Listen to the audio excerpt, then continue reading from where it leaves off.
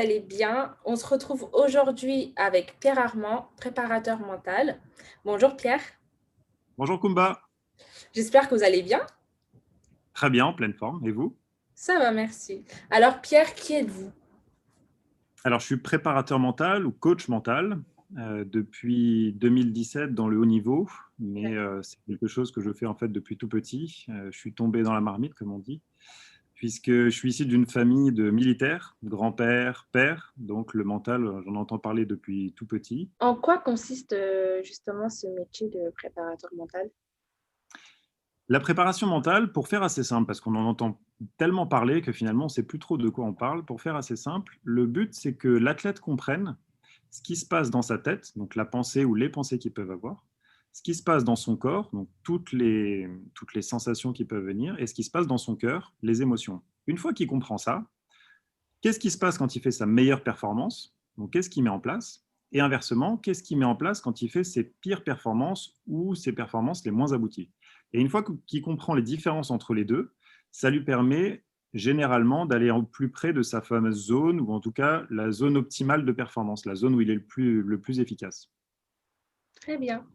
Et alors, vous avez suivi une formation pour être préparateur mental ou pas? Oui, exactement. Après mon master que j'ai passé en 2010 à Paris, ensuite je me suis formé spécifiquement en 2017 avec un DU, un diplôme universitaire, à l'université de Clermont-Ferrand. J'ai fait ça. Et ensuite, Alors, d'autres formations au fur et à mesure. Tous les ans, tous les 2 ans, je passe d'autres formations complémentaires, mais la formation d'origine, c'était le DU. Ouais. très bien. Et alors, vous avez choisi ce métier et j'ai pu voir aussi que vous travaillez seulement avec des sportifs, c'est bien ça?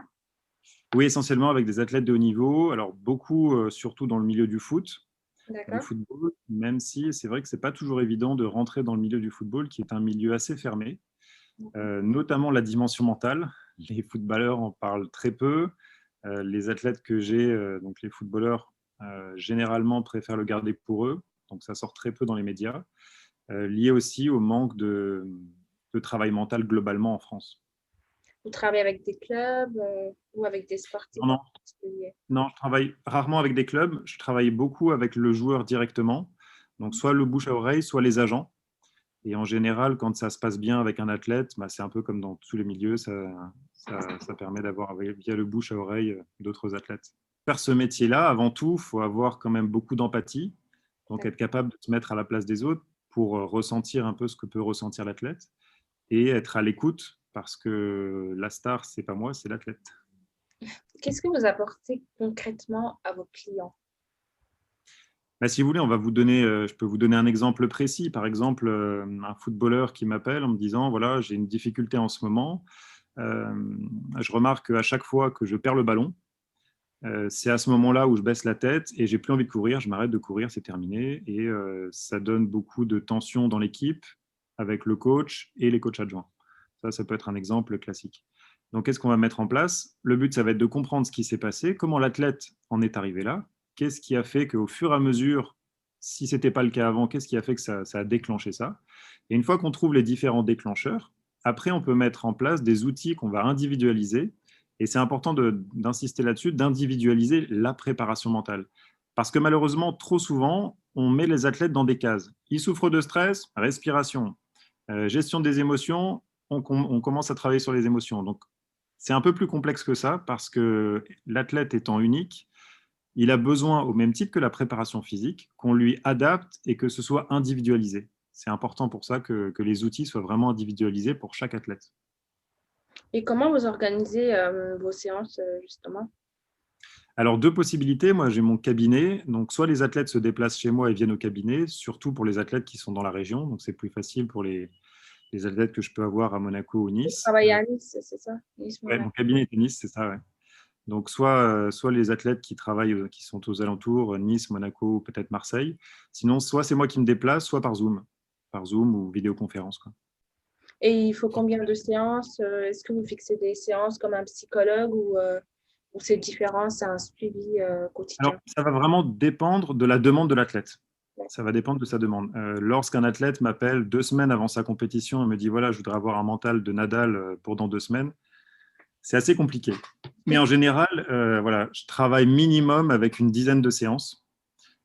parce qu'au même titre que la préparation physique, ben, la préparation mentale, c'est un entraînement. Et j'insiste bien là-dessus. Et je préviens tout de suite les footballeurs avec lesquels je travaille que ça demande quand même un minimum de travail parce que les différents outils et entre les différentes séances, il faut du boulot. Donc, il faut se voir entre 2 et 4 fois par mois. Tout dépend un petit peu de la connaissance aussi mentale parce que certains athlètes y ont déjà eu accès. Ça, c'est génial. Donc, ils connaissent certains outils, ils connaissent certains fonctionnements, mais les autres qui n'en ont jamais fait ou très peu, bah, on part d'un peu plus loin, quoi. Ça dépend de l'athlète et du niveau de stress aussi. C'est bien ça.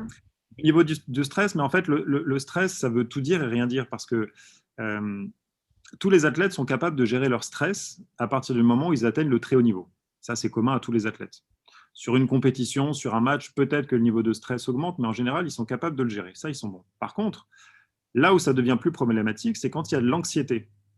De l'anxiété qui va durer des semaines, des mois, quelquefois des années. J'en ai certains qui ont de l'anxiété depuis qu'ils sont rentrés en centre de formation, parce qu'ils vivent avec cette anxiété-là. Or, les études scientifiques aujourd'hui sont unanimes et montrent que lorsque l'anxiété dure auprès de l'athlète, même chez tout le monde, ça crée des tensions musculaires, et donc un risque de blessure accrue.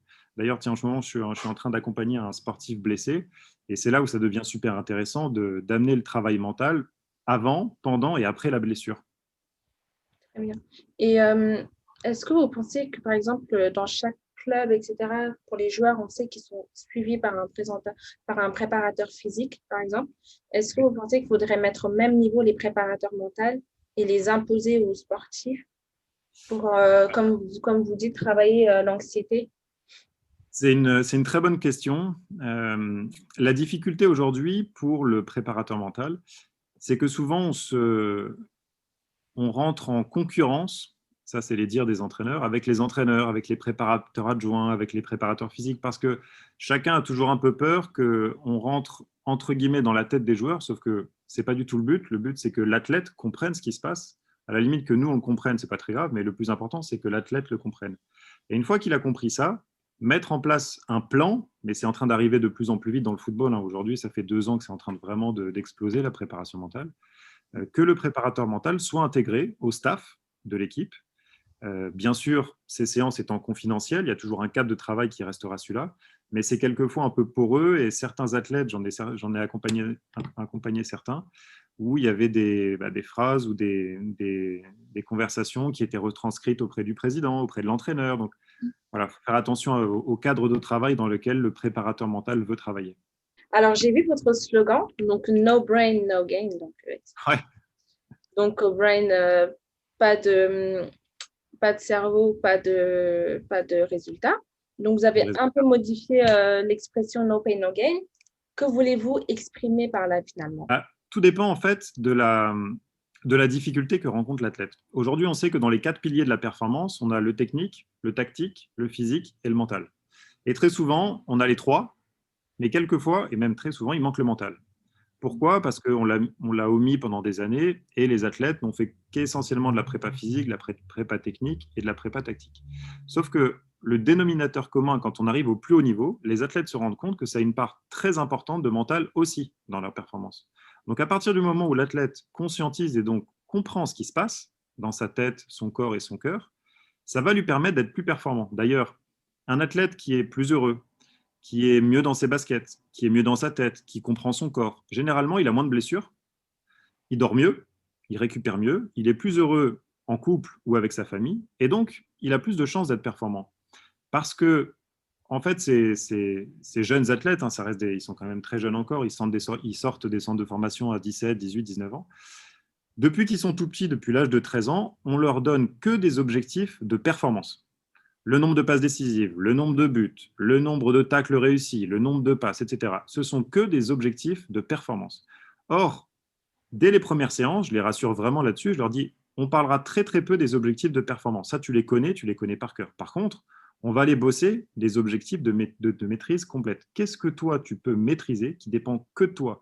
Parce que marquer 15 buts dans la saison, il y a tellement de choses qui entrent en jeu que ça ne dépend pas que de lui. Combien de passes va réussir à faire le mec? Est-ce que le coéquipier est correct? Est-ce qu'il y a un bon gardien en face? Est-ce que je joue? Est-ce que je suis titulaire? Enfin, il y a plein de trucs, malheureusement, qui ne dépendent pas que de l'athlète. Donc, si l'athlète ne se fixe que sur ses objectifs de performance, il y a un grand risque qu'il développe de la frustration, de l'anxiété, voire du stress.